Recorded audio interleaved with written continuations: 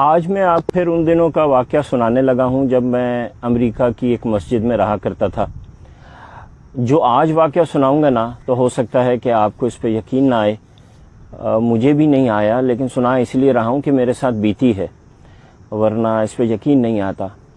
تو بات کچھ یوں ہے کہ ایک دن مسجد میں تقریباً عصر کے ٹائم پہ 4-4:30 بجے کا ٹائم ہوگا، میں بیٹھا تھا تو ایک پرانی سی ووکس ویگن کی وین باہر آ کے رکی اور اس میں سے 4 لوگ برآمد ہوئے جو صاحب دیکھنے سے لگ رہا تھا کہ ان کا تعلق پاکستان سے ہے۔ انہوں نے امامے باندھے ہوئے تھے اور تھوپ پہنے ہوئے تھے، وہ جو عربی لباس ہوتا ہے۔ وہ اندر آ گئے۔ اتفاق سے اس وقت میں اور مسجد کے امام صاحب جو تھے وہ مسجد میں بیٹھے ہوئے تھے۔ ایک صاحب نے بڑی ٹوٹی پھوٹی انگریزی میں مجھ سے کہا اسپیک انگلش، تو میں نے کہا یس آئی اسپیک انگلش۔ پاکستان؟ تو میں نے کہا یس پاکستان۔ او شکر ہے، الحمدللہ۔ امام صاحب کہاں ہیں جی؟ میں نے کہا جی اندر بیٹھے ہیں۔ چلیے جی ان سے ملتے ہیں، جزاک اللہ، الحمدللہ۔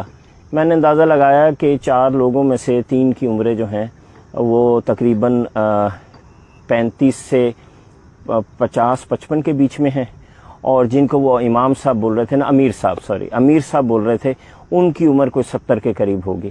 خیر میں ان کو امام صاحب کے پاس لے گیا۔ جو امیر صاحب تھے ان کو عربی آتی تھی، انہوں نے امام صاحب سے عربی میں بات کرنا شروع کر دی۔ دوسرے بھائیوں نے سامان نکالا، گاڑی سے مسجد میں رکھا، مجھ سے بات چیت شروع کر دی۔ تو تھوڑی دیر کے بعد وہ کمفرٹیبل ہو گئے، انہوں نے مسجد میں بستر وغیرہ بچھا لیے، واش روم چلے گئے۔ امام صاحب نے ان کو چھوڑا اور میرے پاس آ گئے اور کہنے لگے کہ اب آپ نے نا ان کے رہن کا، صحن کا اور کھانے پینے کا ذرا خیال رکھنا ہے۔ تو میں نے کہا کہ قصہ کیا ہے؟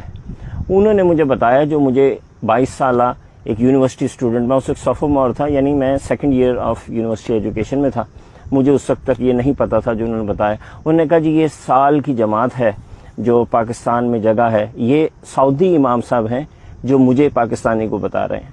تو یہ وہاں رائے سے نکلتی ہے سالانہ اجتماع سے، اور انہوں نے سال یہاں پیدل کی جماعت ہے، انہوں نے ساؤتھ آف US سے بالکل اپ نارتھ جانا ہے، اور انہوں نے یہ سفر طے کرنا ہے اور یہ پیدل چلیں گے۔ پیدل چلنے کا طریقہ یہ ہے کہ جب کوئی علاقہ آئے گا تو یہ پیدل چل پڑیں گے، جب علاقے سے نکل جائیں گے تو پھر یہ اپنی وین میں بیٹھیں گے، جہاں پہ بھی جگہ ملے گی رات کو ٹینٹ لگا لیں گے، کھانے پینے کا سامان ان کی اپنی وین کے اندر موجود ہے، اور یہ بس اس طرح چلتے چلتے 1 سال پورا کریں گے۔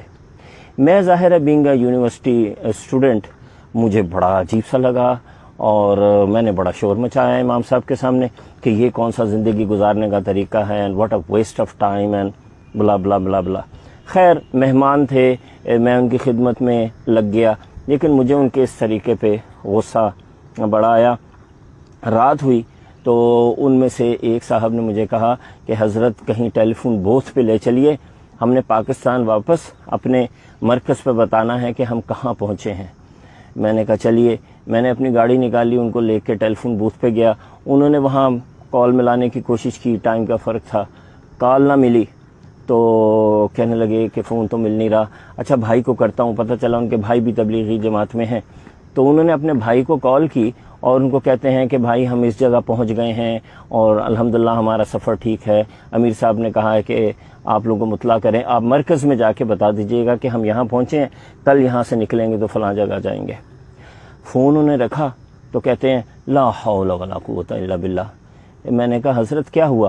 تو کہتے ہیں چلیں گاڑی میں بیٹھے، میں بتاتا ہوں۔ گاڑی میں بیٹھ کے مجھے کہتے ہیں میری تو وائف کی ڈیلیوری تھی حضرت 2-3 دن پہلے، تو وہ تو میں پوچھنا ہی بھول گیا کہ وہاں کیا سلسلہ رہا۔ یہ انہوں نے کہا نا تو میں تو پہلے ہی غصہ آیا ہوا تھا، میں تو غصے سے میرا برا حال ہو گیا۔ واپس میں مسجد میں پہنچا، میں نے امام صاحب کو سائڈ پہ کیا اور میں نے کہا کہ ان سے انگلش میں کہ میں ان کا احترام کر سکتا ہوں، یہ تو ایسا آدمی ہے کہ جس کو اپنی بیوی کی فکر نہیں ہے، اپنا تو بتا دیا کہ میں کہاں پہنچا ہوں، اور ان کو یہ تک نہیں پوچھا کہ میری بیوی خیریت سے ہے، ہمارے ہاں کیا بچہ ہوا اور بولا سب کچھ۔ میرے امام صاحب بڑے خاموشی سے انہوں نے میری بات سنی، انہوں نے کہا بات چیزیں وقت کے ساتھ سمجھ آتی ہیں برادر، آپ کو یہ چیز ابھی نہیں سمجھ آئے گی، آگے چل کے سمجھ میں آئے گی۔ خیر اینی ویز دوسرے دن جناب وہ وہاں سے چلے، پہلے مسجد سے نکلے، پیدل چلتے چلتے انہوں نے پورا چھوٹا سا وہ ایک گاؤں سا قصبہ تھا، اس کو کراس کیا. اس کے بعد وہ وین پہ بیٹھے اور کہنے لگے کہ ہم رات جو ہے نا تقریباً فلاں جگہ جا کے، یعنی وہ جگہ وہاں سے بنتی تھی تقریباً 10 کلومیٹر دور. انہوں نے کہا 10 کلومیٹر وہاں جا کے ہم پڑاؤ ڈالیں گے. ٹھیک ہے جی.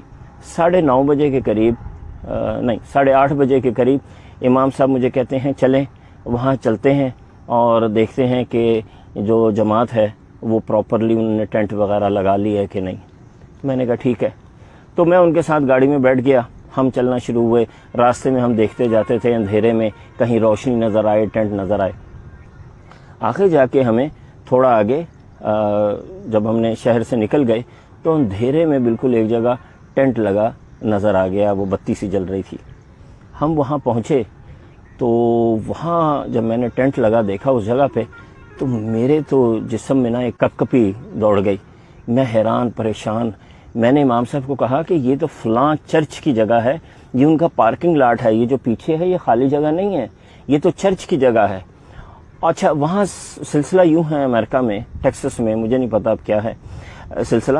اس وقت تو یہ تھا کہ اگر آپ کسی نے آپ کی زمین سے گزرے بغیر اجازت کے یا وہاں ٹھہر گئے تو آپ ان کو گولی مار سکتے ہیں اور آپ کو کسی قسم کا کوئی لا جو ہے نا آپ کے خلاف کام نہیں کرے گا. تو میں نے امام صاحب کو کہا کہ امام صاحب جلدی سے اندر چلیں، ان کو یہاں سے اٹھائیں، یہ تو بڑا مسئلہ ہو جائے گا، یہ تو گولی چل جائے گی، وہ تو ان کو مار دیں گے. ان کو سمجھ ہی نہیں ہے، ان کو تو پتہ ہی نہیں ہے، ان کو تو اندازہ ہی نہیں ہے کہ یہاں کیسے چلتا ہے. دیکھیں یہ کوئی کرنے کی بات ہے. یہ ہم بولتے بولتے ٹینٹ میں داخل ہو گئے.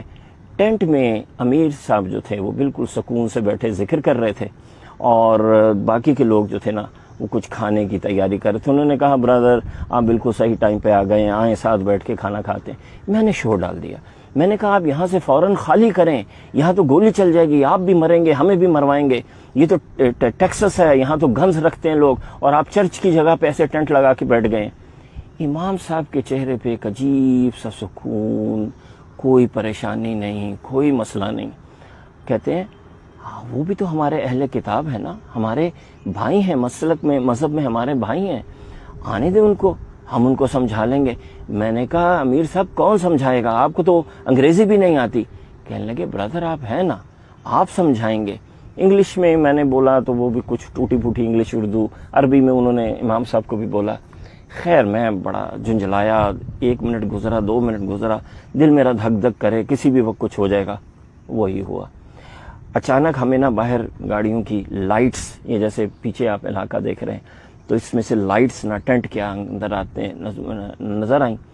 کسی نے مائک، وہ جو لاؤڈ سپیکر ہوتا ہے، پکڑا اور انگریزی میں ٹپیکل ٹیکسس کے ایکسنٹ میں بولا کہ یہ آپ لوگ فوراً یہاں سے نکلو، کون ہو ورنہ ہم گولی چلا دیں گے اور یہ سب کچھ.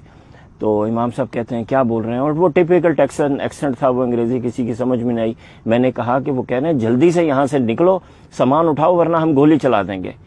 امام امیر صاحب کے چہرے پہ ایک عجیب سی پرسکون مسکراہٹ آئی اور انہوں نے وہ بڑی مشہور جو سورہ یاسین کی آیت ہے وہ پڑھی کہ وَجَعَلْنَا مِن بَيْنِ أَيْدِيهِمْ سَدًّا وَمِن خَلْفِهِمْ سَدًّا فَأَغْشَيْنَاهُمْ فَهُمْ لَا يَبْصِرُونَ، کہ یہ ان کے آگے بھی دیوار اور پیچھے بھی دیوار اور ان کو نظر نہیں آتا. خیر مجھے اس وقت اس کی بہت زیادہ سمجھ بھی نہیں تھی. وہ تو اس دن کے بعد مجھے اس آیت کا پتہ چلا کہ یہ ہے کیا اور اس میں کتنی پاور ہے. تو ہمارے امام صاحب بھی ایسے سر جھکا کے، حافظ القرآن تھے، عالم تھے، انہوں نے بھی ایسے سر جھکا لیا اور ساتھ ہی ایک آخری وارننگ انہوں نے دی. 1 منٹ کی خاموشی ہوئی اور تابڑ توڑ گولیاں چلنا شروع ہو گئیں. اتنی تیزی سے اتنی گولیاں انہوں نے چلائیں کہ بس ایسے لگ رہا تھا کہ وار زون ہے. اور گاڑیاں بھی اتنی ہی دور کھڑی تھیں جتنا میں ہوں اور یہ پیچھے تھوڑا سا یہ جو کھلا علاقہ ہے. گولیاں چلتی تھیں اور ایک گولی ٹینٹ کو نہیں لگ رہی تھی. سمجھ نہیں آ رہی تھی کہ گولیاں کہاں سے جا رہی ہیں. آواز بھی آتی تھی کہ گولیاں آس پاس سے گزر رہی ہیں. اور وہ ایم بھی خیمے کا کر رہے تھے، ٹینٹ کا کر رہے تھے، کیونکہ انہیں لگ رہا تھا جیسے کوئی جن آ گئے ہیں یہاں پہ، پتہ نہیں کوئی کرمنلز ہیں. جتنی انہوں نے گولیاں چلا سکتے تھے وہ اگلے 15-20 منٹ تک وہ لوگ گولیاں چلاتے رہے. جب ان کے میگزینز بالکل خالی ہو گئے نا تو امام صاحب، امیر صاحب مجھے کہتے ہیں کہ بھائی جائیے ان کو بتائیے کہ ہم کون ہیں اور کس لیے آئے ہیں. تو میرے تو جان نہیں، میں تو باہر جانے کی ہمت نہیں. اتنی گولیاں میں نے اپنی لائف میں پہلی دفعہ چلتی دیکھی تھی اور وہ بھی پوائنٹڈ ایٹ می، میری طرف. میں نے کہا کسی ایک بھائی کو میرے ساتھ بھیجیے، میری تو ٹانگیں کانپ رہی ہیں۔ انہوں نے ایک بھائی کو ساتھ بھیجا، انہوں نے کہا آؤ بھائی اس میں کیا بات ہے، آپ چلیے آپ گفتگو کریں، میں آپ کے ساتھ کھڑا ہوں گا۔ باہر میں پہنچا ہوں تو تقریباً 4 ٹرک تھے، ان کے اندر 7-8 لوگ تھے، اور جیسے ٹیکساس کے آپ فلموں میں دیکھتے ہیں موٹے موٹے بھاری بھاری جینس پہنی ہوئی، گنز پکڑی ہوئی۔ وہاں پہ میں پہنچا نا تو وہ تو ہکا بھکا ایسے حیرت سے مجھے دیکھنے لگے، کہتے ہیں ہو آر یو گائز، آپ لوگ ہو کون؟ میں نے ان کو کہا کہ جی ایسے ہم دین کے کام کرتے ہیں، مسلمان ہیں، آپ کے بھائی ہیں، ہمارا مذہب بھی حضرت ابراہیم سے چلا ہے، آپ کا بھی چلا ہے۔ وہ تو بالکل ان کے پاس لفظ نہیں تھے۔ انہوں نے کہا آپ زندہ ہو؟ میں نے کہا ہاں زندہ ہیں، کیوں؟ نے کہا ہم نے تو اپنی پوری گولیاں آپ کے ٹینٹ پہ خالی کر دیں، ایک گولی بھی نہیں آئی اندر۔ میں نے کہا نہیں، میں تو سمجھ رہا تھا شاید آپ ادھر ادھر چلا رہے ہو۔